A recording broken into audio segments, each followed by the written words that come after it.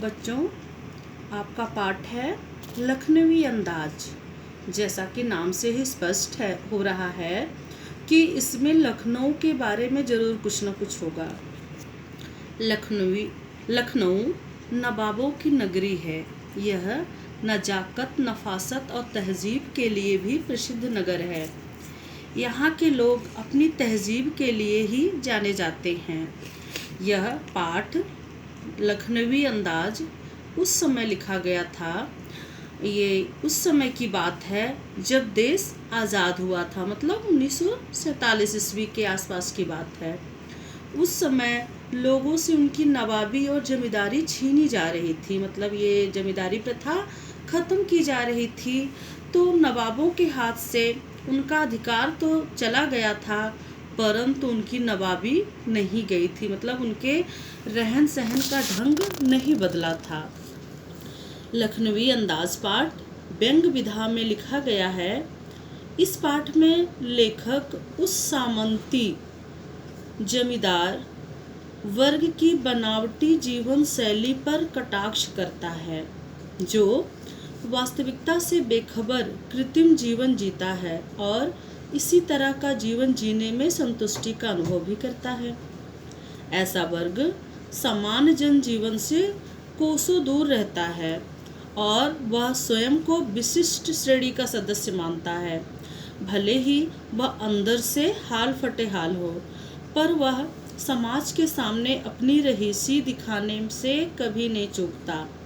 कभी कभी ऐसा भी होता है कि सामने वाला उनकी वर्तमान सामाजिक स्थिति से पूर्णतः अवगत होता है, मतलब वो उनके बारे में सब कुछ जानता है कि ये क्या खाते हैं, क्या कैसे रहते हैं, क्या करते हैं, सब कुछ जानता है। पर फिर भी वे अपनी रहीसी का प्रदर्शन जारी रखते हैं। ऐसे लोगों का लोग पीठ पीछे उपहास करते हैं। ऐसा नहीं है कि आज के समाज में सामंती वर्ग या उस तरह की मानसिकता के लोग नहीं हैं। वे तो समाज में प्रत्येक काल से रहते आए हैं और रहेंगे भी। आज के परिवेश में भी आप ऐसी मानसिकता के लोगों से कभी न कभी रूबरू अवश्य हुए होंगे। प्रस्तुत व्यंग विधा में इस प्रश्न को उठाया गया है कि क्या बिना किसी विचार, घटना और पात्र के कहानी लिखी जा सकती है? तो बच्चों, आप क्या सोचते हो? क्या बिना किसी पात्र, घटना के आप कहानी लिख सकते हो? आप बताइए, हाँ या ना। चलिए, इस प्रश्न के उत्तर को जानने के लिए हम आगे बढ़ते हैं और पढ़ते हैं पाठ लखनवी अंदाज। लेखक यशपाल जी को कोई नई कहानी लिखना था, मतलब वे कोई नई कहानी लिखने के लिए उपयुक्त विषय के बारे में सोच रहे थे। बीच में उन्हें कहीं जाना पड़ा। लखनऊ स्टेशन से उन्हें ट्रेन पकड़नी थी। जब लेखक स्टेशन पहुंचा तब गाड़ी लगभग छूटने वाली थी, मतलब ट्रेन ने धीरे धीरे रेंगना शुरू कर दिया था। अब चूंकि लेखक के मन में कहानी लिखने के विचार चल रहे थे, तो उन्होंने सेकंड क्लास का टिकट लिया ताकि भीड़ से बचकर लिखने के लिए कुछ सोचा जा सके। अब जिस डिब्बे में लेखक चढ़ा, उसमें पहले से ही एक नवाब साहब पालथी मारकर बैठे थे। उनके सामने 2 ताजे खीरे तौलिए पर रखे हुए थे। लेखक के उस डिब्बे में चढ़ने पर नवाब साहब ने कोई उत्साह नहीं दिखाए। अब लेखक, चूँकि वह लेखक है, सोचना उसका काम है, तो लेखक सोचने लगता है, सोचता है कि ऐसा क्यों हुआ, नवाब साहब ने कोई उत्साह क्यों नहीं दिखाया, मुझसे बात करने की पहल क्यों नहीं की, क्या वे मुझे देखकर खुश नहीं हुए, क्या उन्हें अच्छा नहीं लगा कि मैं भी इसमें आ गया, क्यों, ऐसा क्यों है? शायद वह नवाब है। अब लेखक है तो सोचने का काम भी वही करता है, प्रश्न भी करता है और उत्तर भी खुद ही ढूंढता है। लेखक सोच रहा है कि शायद वो नवाब हैं और किफ़ायत मतलब बचत के लिए, कम खर्च करने के लिए उन्होंने सेकंड क्लास का टिकट लिया और स्टेशन से खीरे भी खरीद लिए ताकि आराम से एकांत में खीरे को खाया जा सके। शायद उन्हें लगा था कि सेकंड क्लास डिब्बे में जल्दी कोई आएगा नहीं, और अब मैं आ गया तो मेरे आ जाने से उन्हें खीरे जैसी साधारण खाद्य सामग्री खाने में संकोच हो रहा है। वे नहीं चाहते थे कि कोई सफ़ेद पोश आदमी, मतलब कोई सभ्य पढ़ा लिखा आदमी, कोई सफ़ेद पोश इंसान उन्हें सेकंड क्लास डिब्बे में सफ़र करते और खीरे जैसी साधारण खाद्य वस्तु को खाते हुए देखे। अब लेखक अपने मन में सोच रहा है और नवाब जी बैठे हुए हैं। दोनों के बीच में कोई बात नहीं हो रही है। जब यूं ही बैठे बैठे बहुत देर हो गई तो बहुत देर बैठे रहने के बाद नवाब साहब से रहा नहीं गया। तब उन्होंने लेखक को खीरा खाने का निमंत्रण दिया, जिसे लेखक ने विनम्रतापूर्वक ठुकरा दिया। लेखक ने कहा, नहीं, हमें नहीं खाना, आप खाओ। लेखक द्वारा खीरा खाने से मना करने पर नवाब साहब ने खीरा खाने की प्रक्रिया, उसकी तैयारी शुरू की। कैसे तैयारी शुरू की? नवाब साहब ने खीरे के नीचे रखे तौलिए को झाड़कर बिछाया, फिर सीट के नीचे से लोटा उठाकर दोनों खीरों को खिड़की से बाहर धोया और तौलिए से पोंछ लिया। इसके बाद उन्होंने अपनी जेब से चाकू निकाला। चाकू निकालकर दोनों खीरों के सिरों को काटकर उन्हें घिसा और उनके झाग निकाले। फिर बहुत एहतियात मतलब सावधानी, बहुत सावधानी से खीरों को छीलकर उनकी फाँकों को करीने से तौलिए पर सजाया। फिर उन पर जीरा मिला नमक और लाल मिर्च बुरक दी, मतलब लाल मिर्च छिड़क दी। लेखक कहता है कि ऐसा करते समय बार बार नवाब साहब के मुंह में पानी आ रहा था। उनके चेहरे को देखकर सहज ही अनुमान लगाया जा सकता था कि उनका मुख खीरे के रसा स्वादन की कल्पना से आप्लावित हो रहा है। मतलब वो अनुभव कर रहे हैं कि खीरा खा रहे हैं। यह देखकर लेखक के मुंह में भी पानी आ रहा था।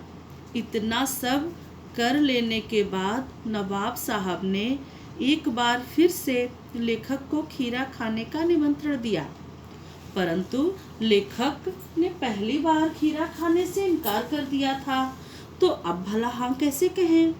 ये बात आत्मसम्मान की थी। उधर लेखक के मुंह में भी पानी आ रहा था, लेकिन लेखक ने आत्मसम्मान को निभाना ही उचित समझा और कहा, शुक्रिया, इस समय तलब महसूस नहीं हो रही है। मैदा जरा कमज़ोर है। मैदा का मतलब स्टमक, मतलब पेट, आमाशय।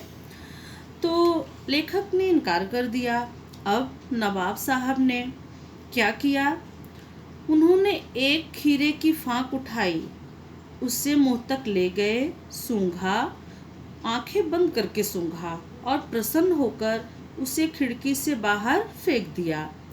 इस तरह नवाब साहब एक एक करके खीरे की प्रत्येक फाँक उठाते गए, उसे मुंह के पास ले जाकर सूंघते गए और सूंघने से आनंदित होते गए और इस तरह से प्रत्येक फाँक को खिड़की से बाहर फेंकते गए। इस प्रकार रसास्वादन कर सारे खीरे को फेंककर उन्होंने तौलिए से अपने हाथों और होठों को पोंछ लिया। ऐसा लगा जैसे खाने के बाद व्यक्ति अपने हाथ मुंह पोंछता है, बिल्कुल उसी तरह से उन्होंने हाथों को और अपने होठों को पोंछा। फिर गर्व से पुलकित गुलाबी आँखों से मेरी तरफ देखा, मतलब लेखक की तरफ देखा। लेखक कहता है कि मुझे ऐसा लगा मानो वे मुझसे कह रहे हों कि देखा जनाब, यह खानदानी रईसों का तरीका। क्योंकि जब नवाब साहब खीरा काट रहे थे और खाने की तैयारी कर रहे थे, तब लेखक मन ही मन उन पर व्यंग कर रहा था और सोच रहा था कि देखो, बनते हैं रईस और खा रहे हैं खीरा। तो नवाब साहब का गुलाबी आंखों से देखना लेखक को ऐसा लग रहा था जैसे वे अपने खानदानी रईसी का रुआब झाड़ रहे हों। फिर इसके बाद नवाब साहब लेट गए। ऐसा लगा कि जैसे इतनी मेहनत करने के बाद खाने के बाद वे अब थक गए हैं, जैसे कोई व्यक्ति काम करने के बाद खाना खाए और फिर सो जाए। इसी तरह से वे लेट गए सोने के अंदाज में। लेखक सोच ही रहा था इस विषय में, तब तक नवाब साहब के डकारने की आवाज़ भी आ गई। अब लेखक बुरी तरह चौंक गया और चौंका कि अभी तो ऐसा लगा कि इनका पेट भर गया है और अब इतना भर गया कि इनको डकार भी आ रही है। फिर नवाब साहब ने लेखक की तरफ मुंह किया और कहा, खीरा लजीज होता है लेकिन होता है शकील। लजीज मतलब स्वादिष्ट और शकील मतलब भारी, गरिष्ठ, आसानी से न पचने वाला। तो कह रहे हैं कि खीरा लजीज होता है लेकिन होता है शकील, नामुराद मैदे पर बोझ डालता है। नामुराद मतलब अभागा, मैदे मतलब स्टमक, पेट पर बोझ डालता है। अब लेखक और आश्चर्यचकित हुआ। अब लेखक को लगा कि मेरे तो ज्ञान चक्षु खुल गए। कैसे ज्ञान चक्षु खुल गए?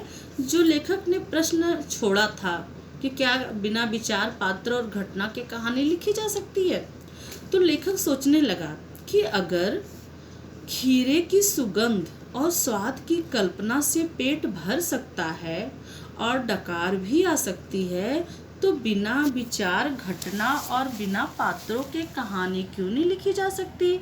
मतलब अगर वो हो सकता है तो ये भी हो सकता है। हालांकि ये बातें हो नहीं सकती, ये बातें लेखक ने व्यंग में कही है। वस्तुतः ऐसा नहीं। कहानी लिखने के लिए विचारों का होना अत्यंत आवश्यक है और विचार बनाने के लिए घटना का होना भी जरूरी है, और घटना होगी तो पात्र भी होंगे।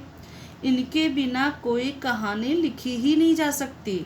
ठीक उसी तरह जैसे बिना खाए पेट नहीं भर सकता, यह संभव है कि हम खाना खाएं भी ना और हमारा पेट भी भर जाए। वास्तव में लेखक इस कहानी के माध्यम से पतनशील सामंती वर्ग और उसकी बनावटी जीवन शैली पर व्यंग करता है। ये लोग दिखावे में यकीन करते हैं और अपना पूरा जीवन दिखावे में ही बिता देते हैं।